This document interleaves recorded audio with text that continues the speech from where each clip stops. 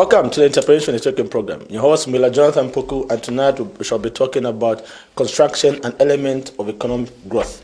To guide us through this topic, we are joined by Director, Regulation and Registration at National Council for Construction, Mr. Kaonga, Mr. Chance Kaonga. Welcome, sir. Thank you very much. I'm pleased to be here. Thank you for according us your time to be on set. As you know, NCC, the National Council for Construction, is a government organization that streamlines, builds capacity for the construction industry in Zambia.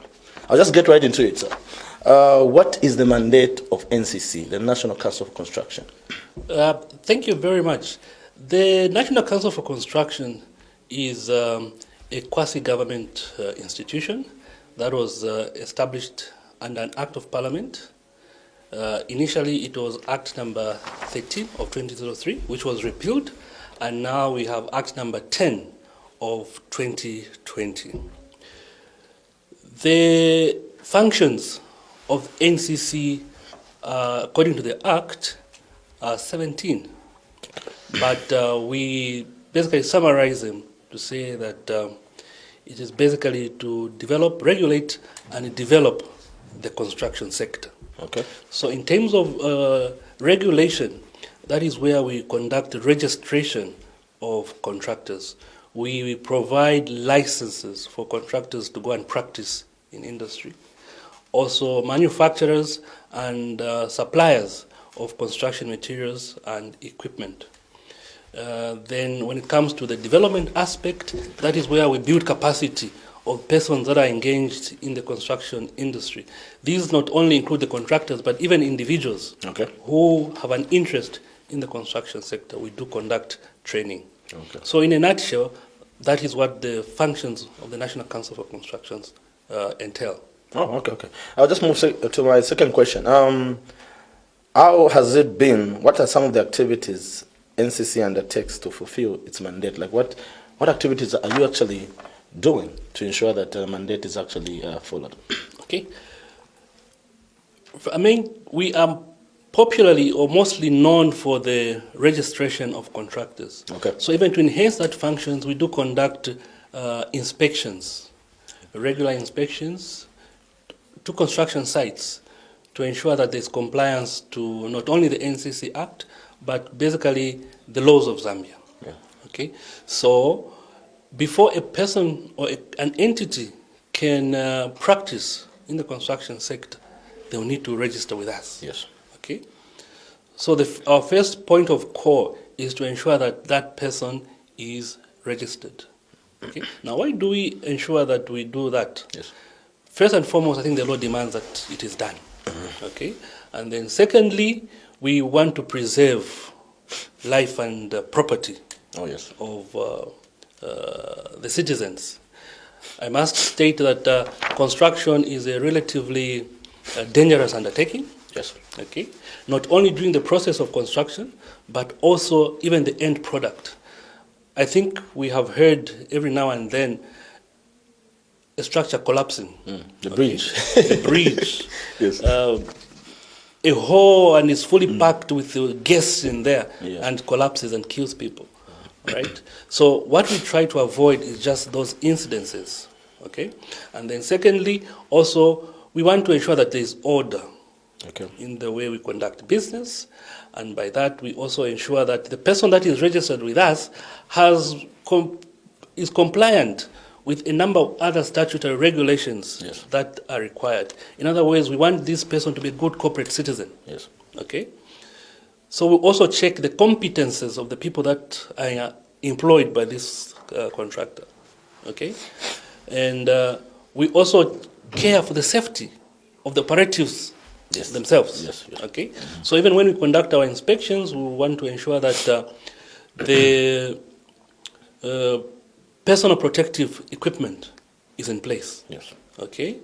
So if somebody is working on elevated heights, they must have all their harnesses, their hard hat, everything in place. So in the event of what I may call unlikely event of either a near miss or even a misfortune, life is going to be preserved. Yes. Okay? And then also, we want to ensure that the people that are employed are reasonably or fairly remunerated. Okay. Okay? Okay. So they must be paid a reasonable take-home package, a reasonable wage, so that they may be able to take care of their families. And through that, they steer the economic growth from the very bottom of the community there. Yeah. So once they're employed reasonably, they get an income, they apply it at the market or everywhere else, that injects money into the economy. So you see at a macro level that things will be happening there. Okay. So that is what we look for. And ultimately, we want to have infrastructure that stands the test of time. Okay.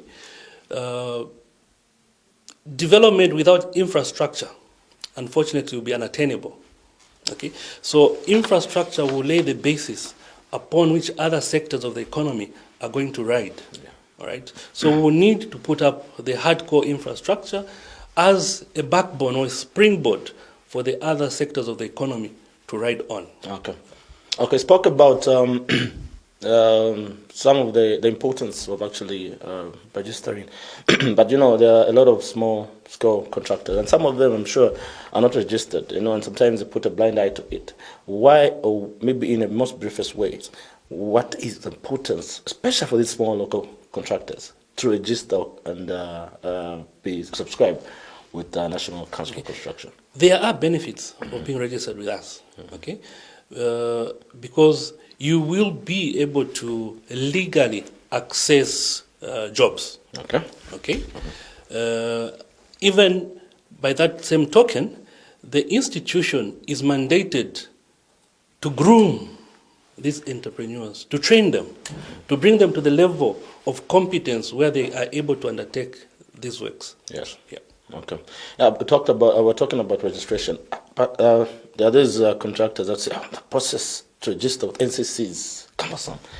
How easy is the process of registration with NCC? The process is relatively easy. Okay. I always meet people almost on a daily basis who complain that the process is too complicated, it takes time. But when I ask them, when were you last here, or have you ever made an application? Unfortunately, they have not. They use third parties. Oh, I see. Okay. Yes. And the fees that are being charged by the third parties are exorbitant. Yeah. All right. Now, the process is very simple. There is an application form which you can acquire either from our offices. We are in 3 regions. On the northern, we're in Kitwe. We are also in Choma and here in Osaka. So you can either walk in and pick up an application form, or you can even access our website and download an application form. Yeah. We have gone further to even attach a checklist, okay, of what is required for you to submit a successful application. So it is more or less like a self-questionnaire. You're just filling in. So to the extent that even by the time you're making the submission, you even know that this one is it's a through ball. Okay? It will only take a bit of time if you submit insufficient materials. Oh, I see. Okay? You don't put the attachments. Maybe the document is not signed by a commissioner of oath, or there's some information that is missing. Right? That is when now our officers will be able to get in touch with you on phone or even on email, whatever contact method you would have indicated on that application form. We will notify you that we were considering your application, but there is this information that is missing. Kindly avail it to us so that we can proceed further with your application. So if that happens, and then our prospective client delays to submit to us that information, then the application is going to pend. But by law, we have up to 7 days to process an application and issue a certificate. I can tell you that we've had applications that have been dealt within a day. Somebody submits in the morning, by afternoon, the certificate is out, they're collecting, they go out and look for jobs. But do they have to come to Lusaka? Do you have, like, let's say maybe I'm in Copper Belt. Do I have to travel? I download the application. Do I have to travel to Lusaka to come? As I indicated, that we're in 3 regions. Oh, so we have an office in Kitwe Okay. at Kua Pension House. We call it the Northern Region Office. So it is responsible for the northern half of the country. So Northwestern, Copperbelt, Luapula, and Muchinga provinces are covered under the Northern Office. Okay. Then Eastern Province, Lusaka Province, and Central Province are covered under what we call Central Region Office, which is based here in Osaka. And then we also have the Southern Region Office, which is responsible for Southern Province and Western Province. Okay. Yeah. So just on my fourth question, how does the council try the fact that obviously our prioritization is with the local contractor?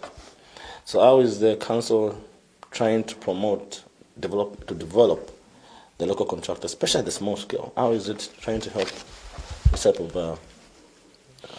Okay. If I look at probably just a little historic perspective, when we started the registration of contractors, somewhere around 2004, 2005, there were a number of requirements that we had indicated, that we demanded from the contractors to fulfill before they can be considered for registration. But with the passage of time, we have removed a number of these, what were termed as bottlenecks. Okay, to the extent that it's relatively, or figuratively speaking, impossible to fail to register, especially for the grade 6, which is the lowest grade of registration. By the way, we have 6 grades, right? So grade 6, 5, 4, 3, 2, and 1. Right. So grade 1 are the big-time contractors who do unlimited value of works beyond 150 million kwacha, right? And then the grade 6 is the starting point, and they are able to do works up to about 4 million kwacha.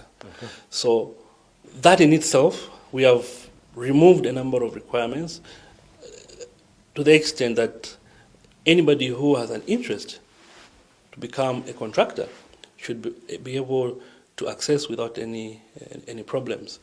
Then, in terms of also accessibility, I must indicate that we also have an online platform where a contractor can apply online and submit the documentation. And it's working out. And of course, the council is open to listen to our stakeholders, the major stakeholders, who are, of course, the people of Zambia and the contractors themselves, for any concerns that they may have, which will help us improve our service delivery. Because ultimately, we are in those offices to help them ease the cost of doing business and also the efficiency of them operating. So as at now, those are the measures that we have put in place to ensure that we should be able to serve our contractors diligently. Okay. Now, as we come to almost the end of the program, I've got this question. Remember, we had the theme last year, innovation through technology. And also the recent ConExpo we had, I actually saw NCC there. Yes. Actually came through at the stand. Technology is a very important aspect, and I think you spoke about online. How is NCC trying to implement its objectives, obviously through innovation such as technology? Yeah. Zambia is a very vast country. We're talking about somewhere around 752,000 square kilometers. Okay, and the National Council for Construction is not in every corner of the country, right? And we do have people. We have Zambians, entrepreneurs who would want to venture into construction in those locations. So what do we do in the absence of having our physical presence in those locations? Yes. Okay. So one of them was, of course, the development of the online platform, where a person would be able to push in an application in the comfort of their homes or in the comfort of their offices, and that process, application is going to be attended to. And of course, we had some challenges, okay, in terms of how do we have a certificate itself, physical paper certificate, right?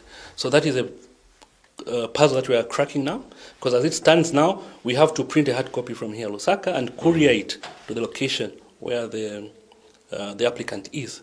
But even as it is, it helps the contractor, because the cost mostly apart from the cost of the bundles, so maybe the other cost of couriering the documents to them, their location, is borne by the institution. Oh, okay. Then also on the same platform, we, as I mentioned, they conduct training for the contractors. So we do have an online training platform. Okay, so a student is able to make an application also online. We also have courses that are delivered online, right? So they need not necessarily come to Lusaka, because the training school is only in Lusaka. It's not in the other regions. So they are able to attend training from either Muyombe, Solowezi, or even in Insama, okay, provided they have access to internet. Okay, yeah.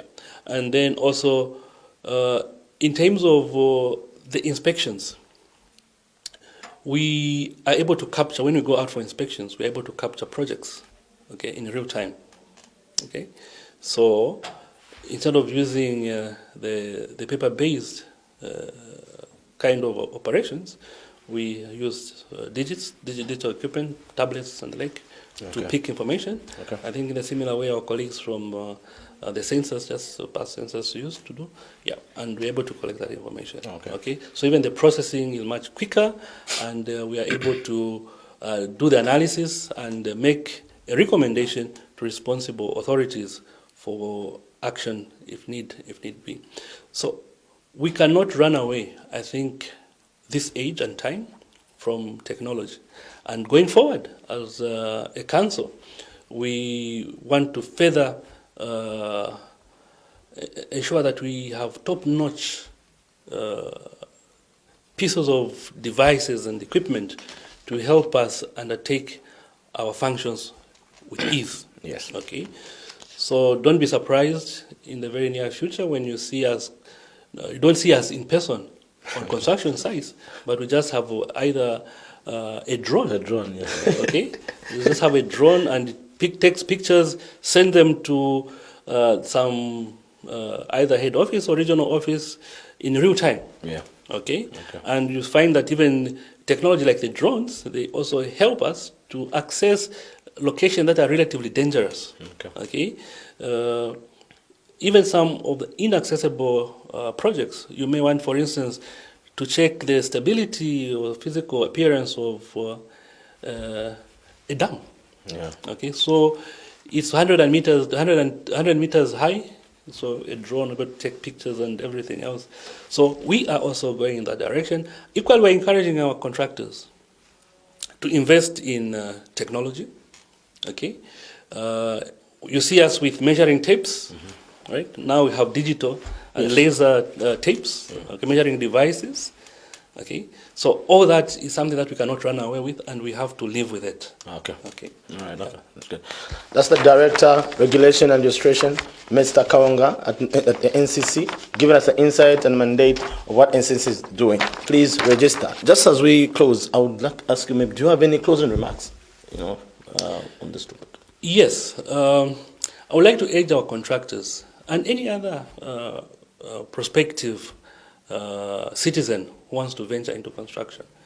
We have enabling legislation that enables you to function, and our role as a council is to ensure that we buttress your efforts to ensure that you become a reliable and dependable contractor.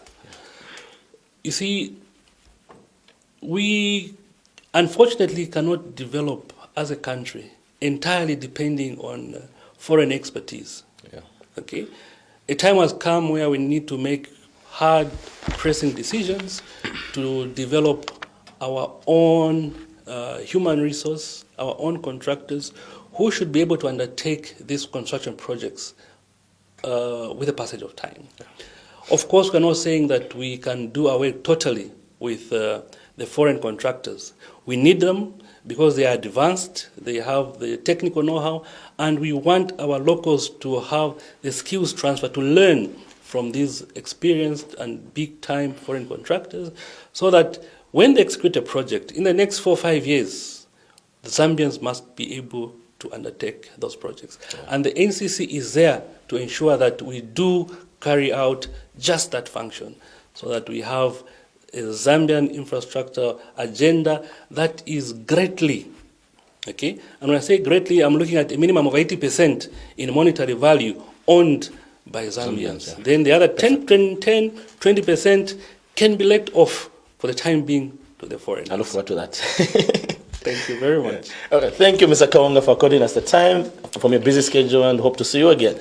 I am extremely humbled to have been here, and we look forward to partner with yourselves in the media to disseminate information to our citizens so that they know where we are, what we're able to do, and what they can do in the pursuit of developing our country.